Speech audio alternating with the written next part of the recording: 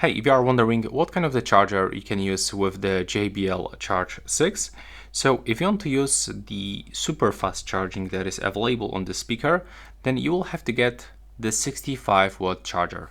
If you go above this one, like I've got 125, it's still gonna charge only with the 65 because this is the maximum charging speed, the accept speed for this speaker. And also, if you mind about brand of the charger, then it doesn't actually matter. This one is actually from Motorola and it works fine. You can also use some other brands like Samsung, Apple, also some other like cheap models from Amazon, AliExpress. But of course there's some kind of the risk that it's gonna be broken. So for safety, I will actually go for those famous brands like I said before, the Samsung, Apple, and for example the Motorola.